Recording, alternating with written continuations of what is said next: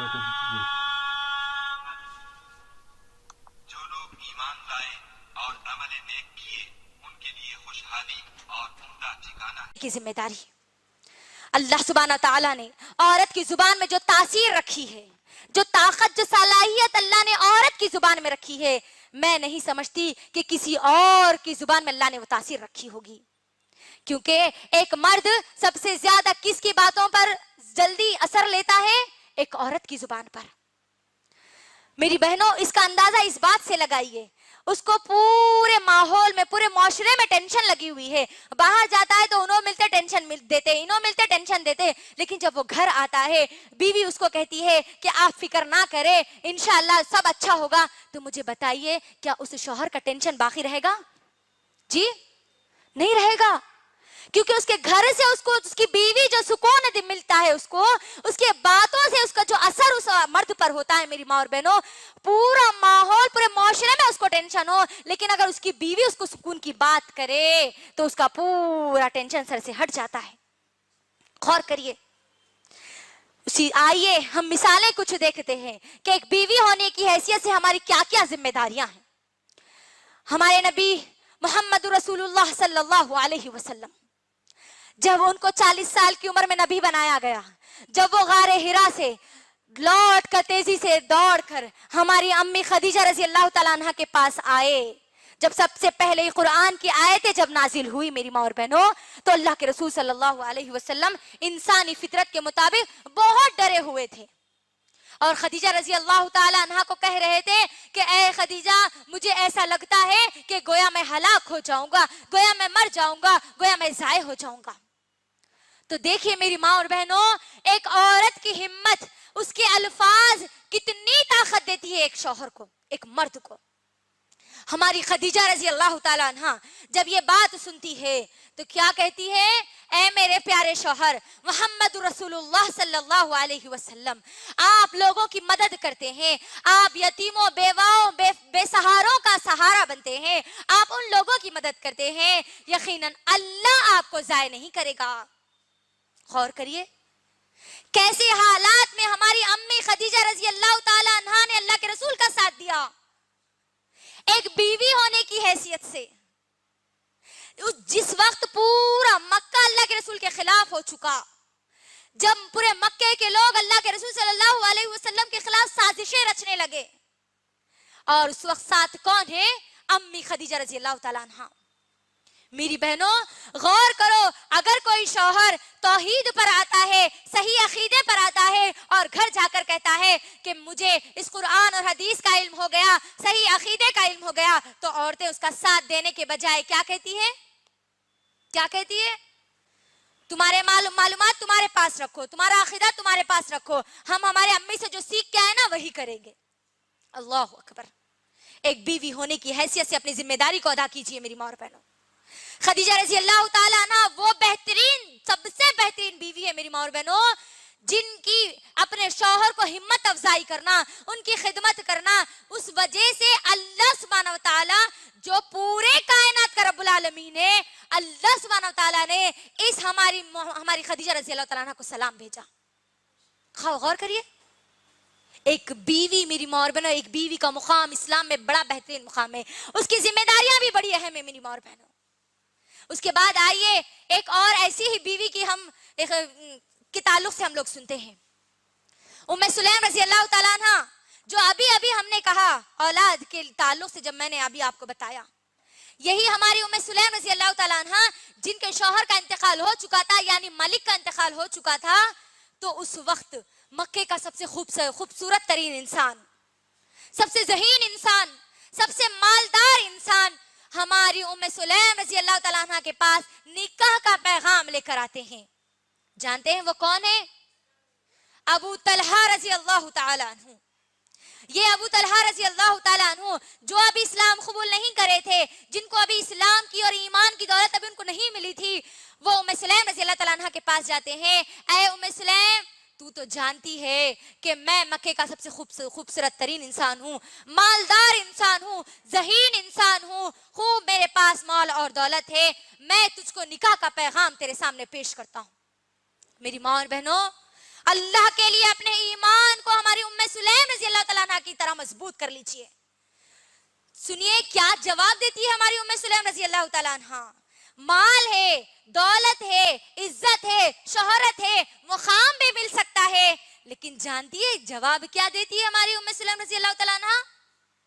کہتی ہے اے ابو طلحہ میں تم سے نکاح نہیں کر سکتی، حالانکہ تمہارے نکاح کا پیغام کوئی جھٹلا نہیں سکتا، لیکن میں تم سے نکاح نہیں کر سکتی. ابو طلحہ رضی اللہ تعالیٰ عنہ پوچھتے ہیں کہ وجہ کیا ہے، تم مجھ سے کیوں نکاح نہیں کرنا چاہتی؟ اللہ اکبر، قربان جائیے ہماری ام سلیم رضی اللہ تعالیٰ عنہ کے الفاظ پر.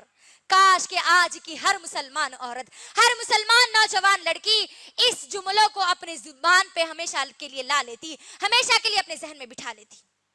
کیا کہتی ہے؟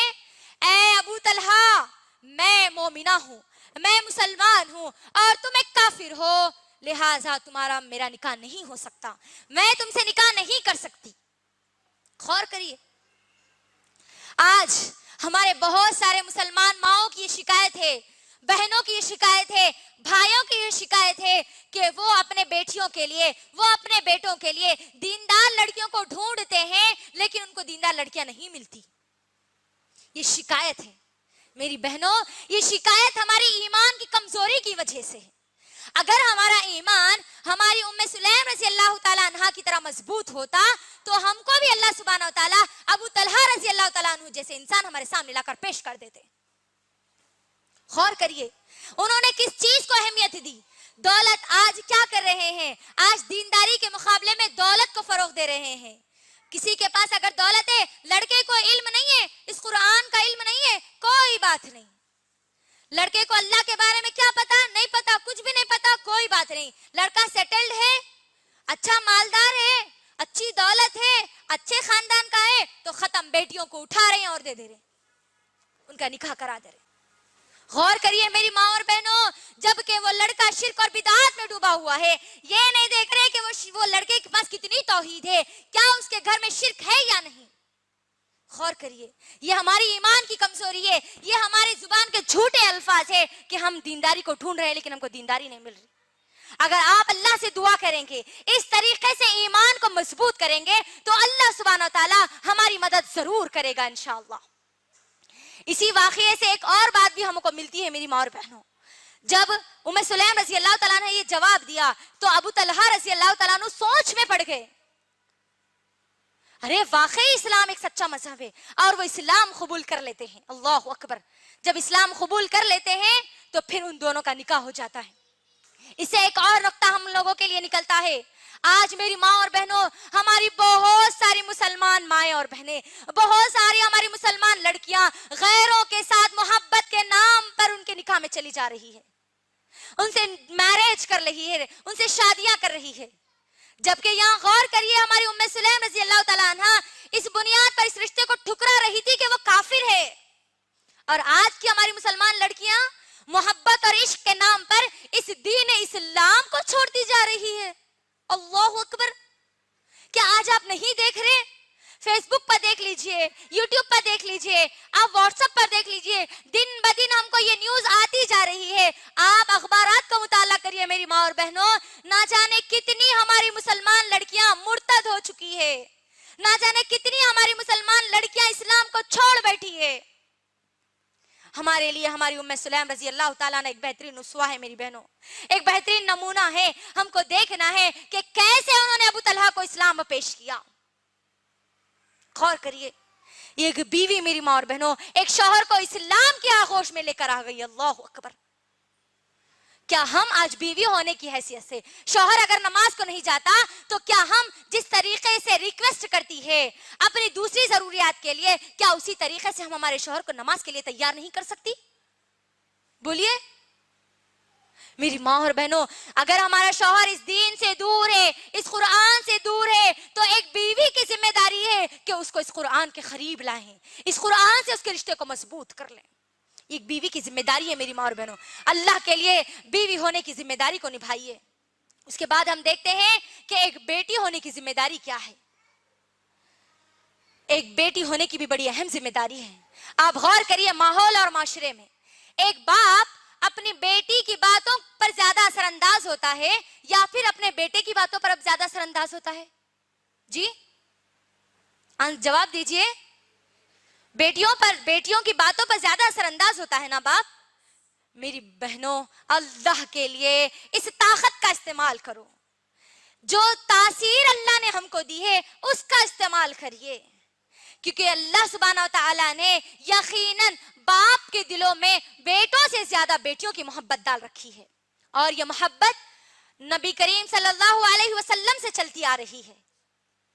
یقیناً میری ماں اور بہنوں، اب اس محبت کے تعلق سے اگر ہم دیکھیں گے، ایک باپ ایک بیٹی کی محبت کا اگر دیکھیں گے تو ہم کو نبی کریم صلی اللہ علیہ وسلم کا ایک بہترین واقعہ ہم کو ملتا ہے. زینب رضی اللہ تعالی عنہا، اللہ کے رسول صلی اللہ علیہ وسلم کی سب سے بڑی بیٹی. ابو العاص رضی اللہ تعالی عنہ ان کے شوہر ہے. یاد رکھیے میری ماں اور بہنوں، ابو العاص رضی اللہ تعالی عنہ جنگ بدر میں قیدی بن کر آ گئے تھے. یعنی ابھی ابو العاص رضی اللہ تعالی عنہ اللہ کے رسول صلی اللہ علیہ وسلم کے سب سے بڑے داماد، انہوں نے ابھی اسلام قبول نہیں کیا تھا. جنگ بدر جب ہوئی تو وہ قیدی بن کر آ گئے، اور ہماری زینب رضی اللہ تعالی عنہ جو ابھی مکے میں تھی، جب ان کو معلوم ہوا کہ ابو العاص رضی اللہ تعالی عنہ کو قیدی بنا کر وہ مدینے میں موجود ہے، تو ہماری زینب رضی اللہ تعالیٰ عنہ کیا کرتی ہے؟ ایک ہار اللہ کے رسول صلی اللہ علیہ وسلم کی خدمت میں بھیجتی ہے، اور بھیج کر کہتی ہے کہ ہار فدیے کے طور پر لے لیجئے اور ابو العاص رضی اللہ تعالیٰ عنہ کو چھوڑ دیجئے. میری ماں اور بہنوں، دیکھیے بیٹیوں سے کیسی محبت اللہ سبحانہ و تعالیٰ نے ڈال رکھی ہے. اللہ کے رسول صلی اللہ علیہ وسلم جیسے اس ہار کو دیکھتے ہیں، دیکھ کر فوری وہ زینب رضی اللہ تعالیٰ عنہ ان کو یاد آ جاتی ہے، کیونکہ وہ ہار خدیجہ رضی اللہ تعالیٰ عنہ کا ہوتا ہے، جو خدیجہ رضی اللہ تعالیٰ عنہ زینب رضی اللہ تعالیٰ عنہ کو تحفے میں دیتی ہے. اللہ کے رسول صلی اللہ علیہ وسلم صحابہ کے ساتھ مشورہ کرتے ہیں، اور پھر ابو العاص رضی اللہ تعالیٰ عنہ کو بغیر فدیہ لیے، بغیر اس ہار کو لیے ہوئے، اس ہار کے ساتھ ان کو مکہ بھیج دیتے ہیں. غور کریے، یہ محبت ہوتی ہے ایک باپ کی اپنے بیٹیوں سے. میری ماں اور بہنوں، اگر ہمارے باپ اگر غلط عقیدے پر ہے، اللہ کو چھوڑ کر اوروں کے سامنے سجدہ کرتے ہیں، اللہ کو چھوڑ کر ان کے ایمان دوسری چیزوں پر ہے، تاگے اور دھاگے، نیمبو اور ناریلوں پر ہے، تو ایک بیٹی کی ذمہ داری ہے کہ وہ اللہ کے اس حکم کو اپنے باپ کے سامنے رکھے، ان کے عقیدوں کو درست کریں. اگر باپ حرام کمائی اگر کما کر لاتا ہے تو وہ بیٹی کی ذمہ داری ہے. جب بیٹی کی زبان سے الفاظ نکلیں گے نا، سب سے زیادہ اثر باپ کے دل پر ہوتا ہے. اگر بیٹی یہ کہے کہ ابو جان ہم بھوکے رہیں گے، ہم پیاسے رہیں گے، لیکن ہم کو حرام کا 1 روپیہ بھی نہیں چاہیے، تو مجھے بولیے کیا وہ باپ حرام کاری کو نہیں چھوڑ سکتا؟ ضرور چھوڑے گا انشاءاللہ. اگر باپ نمازوں کے پابند نہیں ہے تو بیٹی اگر ان کو نمازوں کی پابند اگر کروانا چاہتی ہے تو ضرور کر سکتی ہے. باپ اگر گناہوں میں ملوث ہے تو بیٹی اگر چاہو تو اس کو گناہوں سے بچا سکتی ہے. اللہ نے یہ تاثیر عورت کی زبان میں رکھی ہے میری بہنوں.